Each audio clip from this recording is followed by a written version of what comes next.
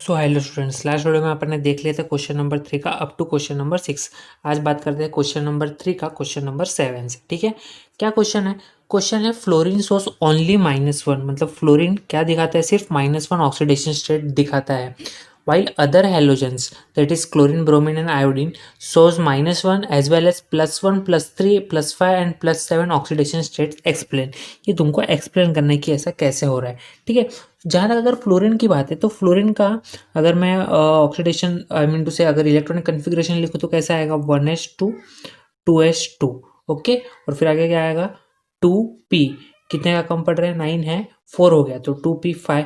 तो ये हो जाएगा यहाँ पे इसका कन्फिग्रेशन। अब तुम लोग देख रहे हो कि फ्लोरीन के पास कोई 2d ऑर्बिटल नहीं है, सिर्फ क्या है? 2p5 है। तो अगर यहाँ पे 2p5 तुम लोग ड्रॉ करोगे तो कुछ ऐसा आएगा 1 2 3। अब इसमें इलेक्ट्रॉन्स भरोगे तो 1 2 3 4 एंड 5।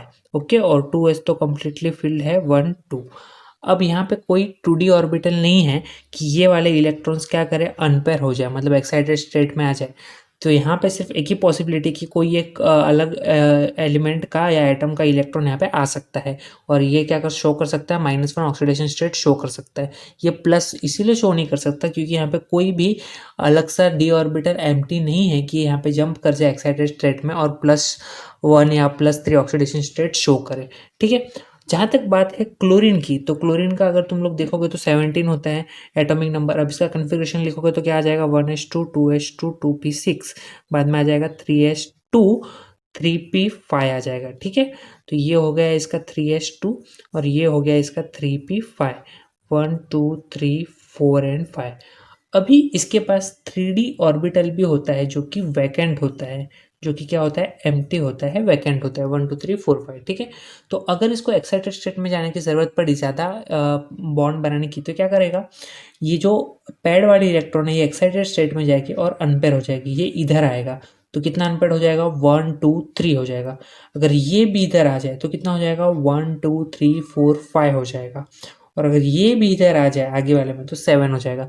तो ऐसे क्लोरीन ब्रोमीन आयोडीन शो कर सकते हैं क्योंकि उनके पास वैकेंट डी ऑर्बिटल होता है, जबकि फ्लोरीन के पास कोई भी डी ऑर्बिटल, वैकेंट तो छोड़ो, डी ऑर्बिटल ही नहीं होता है। तो फिर वैकेंट की तो बात ही नहीं है। इसके लिए वो सिर्फ -1 ऑक्सीडेशन स्टेट शो करता है, बाकी लोग दूसरा ऑक्सीडेशन स्टेट शो कर सकते हैं, जैसे कि +3 हुआ, +5 हुआ, +7 हुआ। रीजन समझ में आएगा? क्योंकि इसके पास वैकेंट डी ऑर्बिटल होता है। क्लियर? ओके, अब बात करते हैं नेक्स्ट क्वेश्चन। क्या है next question? What is the action of chlorine on the following? Okay, action of chlorine पूछा है, पहले पूछा है Fe के ऊपर। ठीक है, जब भी Fe और क्लोरीन आपस में रिएक्शन करते तो तुमको पता है एक फेमस केमिकल है फेरिक क्लोराइड, FeCl3 का फॉर्मेशन होता है। और जहाँ तक रिएक्शन बैलेंस करने की बात है तो तुमको समझ रहा है this is Cl2 and this is Cl3। तो यहाँ पे Cl3 बार है, यहाँ पे 2 बार है, तो मैं ऑपोजिट नंबर से मल्टीप्लाई कर दूंगा, इसको 3 कर दूंगा, इसको 2 कर दूंगा, तो ये अपने आप 6 हो गया। अब Fe 2 टाइम्स है तो यहाँ पे आ जाएगा 2Fe, तो रिएक्शन इज बैलेंस। ये एकदम सिंपल रिएक्शन था, कुछ था नहीं। Fe + Cl2 gives FeCl3। ठीक है, अब बात करते हैं इसका बी पार्ट। बी पार्ट में क्या दिया है? Action of chlorine on excess of ammonia. Ammonia लेना है, लेकिन कैसे लेना है? अमोनिया तुमको एक्सेस में लेना है। ठीक है, excess of ammonia plus chlorine. तो एक्सेस ऑफ अमोनिया जब क्लोरीन के साथ रिएक्ट करता है तो दो चीज़ का फॉर्मेशन करता है। एक फॉर्मेशन करता है ammonium chloride, that is NH4Cl, plus nitrogen gas produce करता है। क्या प्रोड्यूस करता है? Nitrogen gas. और रिएक्शन बैलेंस करना है तो ये 8 टाइम्स अमोनिया आता है। कितने times? 8 times ammonia. 8 times ammonia है। अब तुम लोग यहीं पे थोड़ा सा दिमाग लगाओ कि यहाँ पे 8 टाइम्स अमोनिया है। कोई भी एक कोएफिशिएंट याद रखने की कोशिश करो, क्योंकि थोड़ा तो तुमको पता है पी ब्लॉक के रिएक्शन थोड़ा बहुत रट्टा मारू टाइप होती ही, कितना भी कर लो। ठीक है, भाई जो अमोनिया है 8 टाइम्स है, अगर 8 टाइम्स है इसमें से N2 बाहर निकल रहा है तो कितना अमोनिया बच जाएगा? 6 नाइट्रोजन बच जाएगा। N2 से अमोनिया नहीं, 6 नाइट्रोजन बच जाएगा। तो यहाँ पे 6 आ गया। अब यहाँ पे 6 आ गया तो क्लोरीन कितनी बार यूज हो रहा है? 6 बार, और यहाँ पे 2 है तो डेफिनेटली बैलेंस करने के लिए मुझे 3 लगाना पड़ेगा। 3 2 से 6, चेक कर लो अपने सारी चीज़ें बैलेंस हो गई। ठीक है, या फिर ऐसा भी याद रख सकते हो, अगर तुमको ये 8 याद नहीं रहता है तो ऐसा याद रखो कि यहाँ पे 3 है Fe के साथ, तो सेम रिएक्शन होगा किसके साथ? एक्सेस ऑफ अमोनिया के साथ। तो अगर यहाँ पे 3 क्लोरीन लग रहा है तो एक्सेस ऑफ अमोनिया के साथ भी 3 ही क्लोरीन लगेगा। अगर ऐसे याद रखते हो तो यहाँ पे 6 हो गया तुम्हारा, तो यहाँ पे 6 टाइम्स NH4Cl बन जाएगा। फिर उल्टा चले जाओ कि अगर यहाँ पे 6 नाइट्रोजन है और यहाँ पे 2 नाइट्रोजन है तो टोटल कितना नाइट्रोजन होना चाहिए था? 8, तो उस हिसाब से यहाँ पे 8 आ गया। तो ऐसे जाओगे तो भी चलेगा, चॉइस इज योर्स, तुम लोग जैसे याद रखना चाहो चाहो रख सकते हो, ठीक है। उसके बाद नेक्स्ट क्वेश्चन क्या है, नेक्स्ट क्वेश्चन है how is hydrogen chloride prepared from NaCl। Okay, HCl को प्रिपेयर करना है किसमें से, NaCl से, ठीक है। NaCl सॉल्ट से HCl का प्रिपरेशन करना है, बड़ा सिंपल सा मेथड है। HCl is prepared by heating NaCl with concentrated H2SO4। NaCl को किसके साथ हीट करते हैं, कॉन्सेंट्रेटेड H2SO4 के साथ इसको हीट करते हैं। तो जब इसको कॉन्सेंट्रेटेड H2SO4 के साथ हीट करते हैं, टेम्परेचर याद नहीं रहा तो चलेगा, याद रहा तो वेरी गुड, नहीं रहा तो भी इतना इशू नहीं, टेम्परेचर क्रिएट करेगा, क्योंकि इतना पॉसिबल नहीं है तुम लोग हर एक चीज़ याद रखो, इतना एक्सपेक्टेड नहीं है। बस मेन चीज़ें भी तुम लोग प्री ब्लॉक से याद रखते हो, जैसे कि कौन सा केमिकल किसके साथ रिएक्ट करके क्या प्रोड्यूस करेगा, तो उस टाइम टेम्परेचर इतना रोल मतलब एक्सपेक्टेड नहीं है कि तुम लोग को हर एक चीज़ याद रहे, याद रहा वेरी गुड, नहीं रहा चलेगा, ठीक है।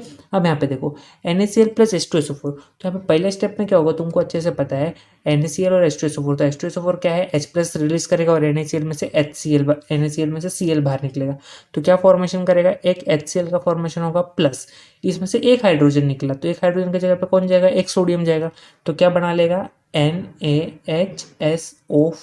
ध्यान से समझो रिएक्शन कैसे हुआ है, इसका एक H प्लस बाहर निकला, इसका Cl माइनस, तो इसके H प्लस की जगह पे क्या जाएगा, इसका Na प्लस, तो इसमें से एक H कम कर दो, उसके जगह पे Na लगा दो, तो ये बन जाएगा NaHSO4। सेकेंड स्टेप में क्या होगा, यही NaHSO4 वापस से रिएक्ट करेगा तुम्हारा इसके साथ, यहाँ पे रिएक्ट करेगा NaCl के साथ, किसके साथ रिएक्ट करेगा, NaCl के साथ। जब NaCl के साथ वापस से इसको रिएक्शन कराओगे तो क्या होगा, चेक करो, वापस से इसका H प्लस रिलीज होगा और यहाँ से इसका Cl माइनस रिलीज होगा, तो वापस से क्या बनाएगा, HCl बनाएगा प्लस इसका H प्लस की जगह पे क्या रिप्लेस होगा, Na प्लस, तो ये Na तो एक ऑलरेडी था, अब और एक Na जा रहा है, तो ये क्या बना लेगा, Na2SO4, ये बन जाएगा Na2SO4 प्लस HCl, तो पे HCl बन गया। और ये जो HCl है, HCl can be dried by passing it through concentrated solution, ठीक है। तो एकदम सिंपल है, आगे समझ में कुछ है नहीं इसके अंदर। HCl को NaCl से कैसे प्रिपेयर करते हैं, NaCl को पहले H2SO4 के साथ रिएक्ट करते तो बना लेगा NaHSO4 प्लस HCl, ठीक है। फिर ये जो NaHSO4 बना, इसका रिएक्शन वापस से NaCl के साथ करवाते हैं, तो इसका Na यहाँ पे आता है और इसका H प्लस रिलीज होता है, H प्लस और Cl HCl यहाँ पे फॉर्म हो जाता है, ठीक है। एकदम सिंपल था, कुछ नहीं, ओके। अब बात करते हैं क्वेश्चन नंबर 10। ये बड़ा इंपॉर्टेंट क्वेश्चन है, ध्यान से समझना। क्या क्वेश्चन दिया, draw structures of XeF6 XeO3 XeOF4 and XeF2, ठीक है। तुमको कुछ कंपाउंड्स दिए, उसके स्ट्रक्चर्स तुमको ड्रॉ करने हैं, XeF6 XeO3 XeO4 OF4 and XeF2, ठीक है। इसके तुमको स्ट्रक्चर्स ड्रॉ करने हैं एक एक करके। अब जब इसके स्ट्रक्चर ड्रॉ करने की बात आती है तो एक सिंपल सी बात है, तुमको क्या सपना तो आएगा नहीं इसका स्ट्रक्चर कैसा रहेगा। मैं तुमको डायरेक्ट शॉर्टकट नहीं बताऊंगा, मैं तुमको एक्चुअली मेथड एक्सप्लेन करता हूँ ज्योमेट्री के साथ, की कोई भी अगर कोई अलग भी कंपाउंड आ जाए तो तुम लोग उसको सॉल्व कर सको, ठीक है। सबसे पहले तो क्या करो, इसका हाइब्रिडाइजेशन फाइंड आउट कर लो, तुम्हारे लिए ईजी हो जाएगा, ठीक है। अब हाइब्रिडाइजेशन फाइंड आउट करने का शॉर्टकट मैं तुमको पहले ही बताया, वापस से बता रहा हूँ। जितने भी एलिमेंट है उसके वैलेंस इलेक्ट्रॉन काउंट कर लूँगा। फॉर एग्जांपल पहले मैं शो करता हूँ XeF6 के लिए, ठीक है। तो जेनॉन का वैलेंस इलेक्ट्रॉन कितना होता है, 8 होता है, प्लस फ्लोरीन का वैलेंस इलेक्ट्रॉन कितना होता है, 7 होता है, लेकिन 7 कितने टाइम्स आ रहा है, 6 टाइम्स आ रहा है, तो 7 इंटू 6 करना पड़ेगा, तो ये क्या हो जाएगा, 8 प्लस 7 6 है 42, तो 42 प्लस 8 कितना हो जाएगा, आंसर 50 हो जाएगा। 42 प्लस 8 50। अगर ये 50 है, मतलब मैंने तुमको बोला था अगर 9 से 56 के बीच में इसके वैलेंस इलेक्ट्रॉन्स आते हैं, ये जो टोटल वैल्यू आ रही है 9 से 56 के बीच में आ रहा है, तो उसको डिवाइड बाय 8 कर देने का, ठीक है।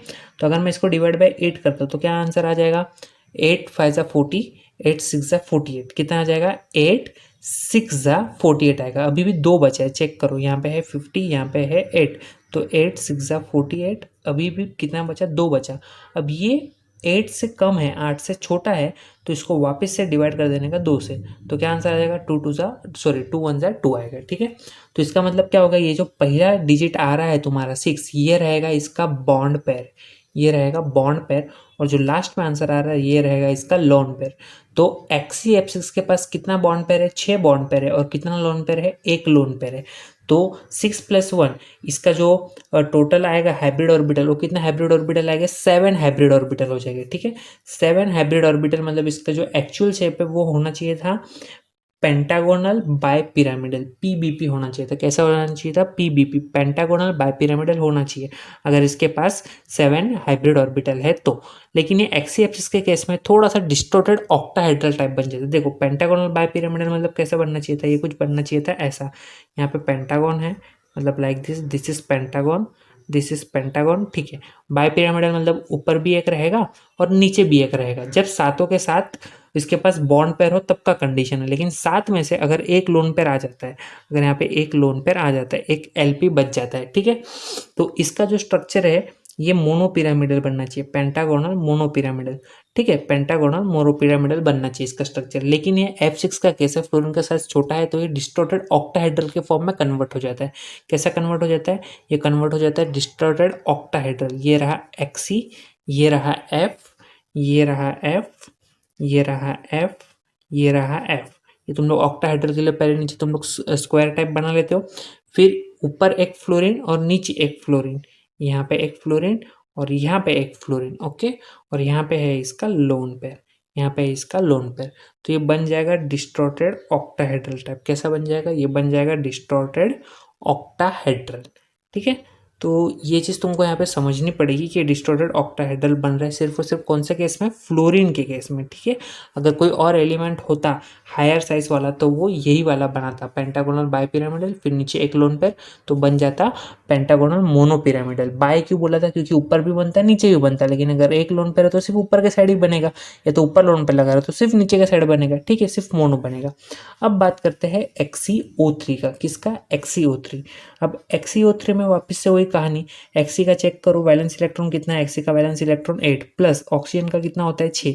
बट ये 6 कितनी बार काउंट करना है? 3 बार ऑक्सीजन आ रहा है, ठीक है।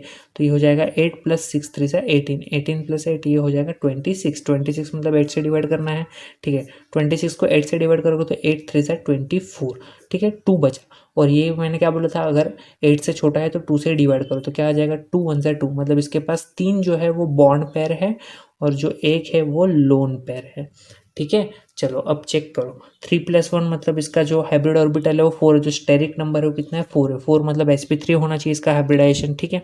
अब इसमें एक लोन पेयर है, तुमको पता है sp3 मतलब कैसा टेट्राहेड्रल शेप होता है। नॉर्मली sp3 का शेप कैसा होता है? टेट्राहेड्रल होता है, लाइक दिस sp3 का शेप होता है। अब इसमें एक लोन पेयर है, अगर एक लोन पेयर यहाँ पे तुम लोग लगा देते हो ऊपर तो कैसा बन जाता है? अमोनिया के जैसा। कौन सा? पिरामिडल बन जाता है, ट्राइगोनल पिरामिडल। तो यहाँ पे है तुम्हारा Xe। तो देखो इसको मैं अच्छे से यहाँ पे ड्रॉ करता हूँ। ये रहा तुम्हारा Xe, इसके ऊपर एक तुम्हारा लोन पेयर रहेगा और जो ट्राइगोनल ये 3 पार्ट है, यहाँ पे आ जाएगा डबल बॉन्ड ओ, यहाँ पे आ जाएगा डबल बॉन्ड हो, यहाँ पे आ जाएगा डबल बॉन्ड हो। तो कैसा बन गया? ट्राइगोनल, नीचे ट्रायंगल टाइप दिख रहा है, इसके लिए ट्राइगोनल पिरामिडल, ठीक है। आ गया समझ में? एकदम सिंपल है, कुछ था नहीं। तो ये मेथड से तुम लोग को लोन पेयर भी पता चल जाएगा कितना लोन पेयर है, और इसका हाइब्रिडाइजेशन भी पता चल जाएगा, और साथ ही साथ शेप भी तुमको पता चल जाएगा, ठीक है, कि इसका शेप कैसे रहेगा। अब नेक्स्ट क्या है? नेक्स्ट पूछा है XeOF4, ठीक है। ये भी फाइंड आउट कर सकते हो, कोई बड़ी बात नहीं है। Xe का कितना होता है वैलेंस इलेक्ट्रॉन? 8 प्लस ऑक्सीजन का कितना होता है? 6 प्लस फ्लोरीन का कितना होता है? 7। बट 7 कितना टाइम लेना है? 4 टाइम्स लेना है, ओके, ठीक है। तो ये 8 प्लस 6 प्लस 7 4 से 7 4 से 28, 28 प्लस 6, तो ये कितना हो जाएगा? 8 प्लस 28 प्लस 6 2, और यहाँ से आ जाएगा 34, 34 प्लस 8, तो ये हो जाएगा 34 प्लस 8 मतलब 52 हो जाएगा। 52 52, तो तुम लोग इसको 8 से डिवाइड करोगे, 8 से डिवाइड करोगे तो क्या आंसर आ जाएगा? 8 5 जा 40, 8 6 जा 48, 8 6 जा आंसर आएगा, ठीक है इसका। 8 6 जा 48। अब 48 तो यहाँ पे बचेगा नीचे कितना? 4। रुक, कुछ गलत हुआ क्या? एक सेकंड चेक कर लो। 7 3 से 21, 7 4 से 28, 28 28 30 34 34, हाँ ओके 42, यहीं पे वो लगा है, कुछ तो गलती हुआ। 34 प्लस 6 40, 40 प्लस वही मतलब 34 प्लस 8 मतलब ये 42, ठीक है। तो लगा है कुछ तो गलत हुआ। 42, तो 42 को अगर तुम लोग 8 से डिवाइड कर दो तो क्या आ जाएगा? 8 5 आएगा, 8 5 40, तो यहाँ पे क्या बचेगा? 2 बचेगा। मैंने जस्ट बोला अगर नीचे 2 बच रहा है मतलब अगर 8 से कम है तो 2 से डिवाइड करो तो आंसर क्या आ जाएगा? 2 1 से 2 आ जाएगा। तो इसके पास 5 bond pair and 1 lone pair, 1 lone pair, तो 5 प्लस 1 मतलब स्टेरिक फैक्टर कितना हो गया? 6 हो गया। 6 हो गया तो इसका स्ट्रक्चर कैसा रहता है? ऑक्टाहेड्रल रहता है। तो ऑक्टाहेड्रल मतलब स्ट्रक्चर कैसा रहता है? बीच में आएगा Xe, इधर रहेगा F, इधर रहेगा एफ, इधर रहेगा एफ, इधर रहेगा एफ, एक ऊपर एक नीचे, तो ऑक्टाहेड्रल, तो इसके पास एक लोन पेयर है, एक लोन पेयर है तो एक लोन पेयर यहाँ पे, और एक ऑक्सीजन है तो डबल बॉन्ड ओ यहाँ पे।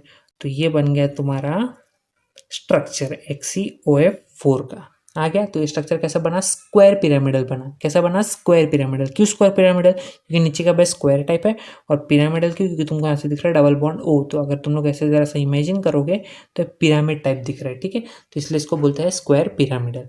आगे समझ में? अब सिर्फ एक ही बचा है अपने पास, कौन सा? जो कि है XeF2, ठीक है। चलो XeF2 के लिए सॉल्व करते हैं। तो XeF2 के लिए तुम लोग सॉल्व करोगे तो कैसा आएगा, चेक करना। XeF2, okay. चलो स्टार्ट करते हैं XeF2। तो XeF2 में जेनॉन का तो रहेगा 8 + 7, फ्लोरीन कितनी बार आ रहा है? 2 बार आ रहा है, तो 7 2 हो जाएगा 14, 8 + 14, तो ये कितना हो जाएगा? 14 + 8, तो ये हो जाएगा यहाँ पे 22, ओके। ये हो जाएगा 22, मतलब इसको वापस से 8 से डिवाइड करना पड़ेगा। 8 से डिवाइड करोगे तो 8 2 16, ये आ जाएगा 16। यहाँ पे कितना बचा? यहाँ पे बचेगा 4 + 2 6 बचेगा। तो 8 से कम है तो वापस इसको किससे डिवाइड करोगे? 2 से डिवाइड करोगे, तो क्या आंसर आ जाएगा? 3 आंसर आएगा।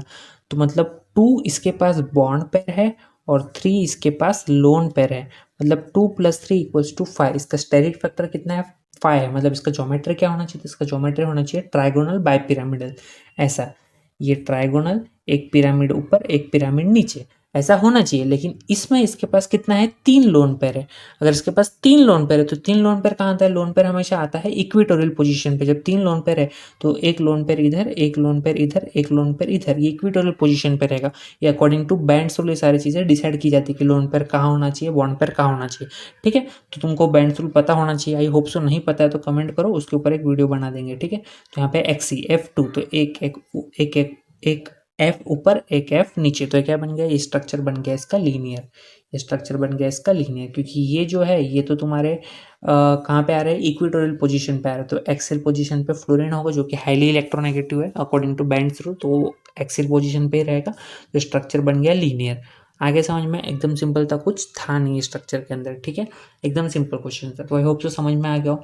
अगर कोई भी डाउट हो तो प्लीज़ कमेंट करो, अपन उसको सॉल्व करेंगे। एंड जो बाकी के बचे हुए क्वेश्चन है वो नेक्स्ट वीडियो में। Okay, thank you.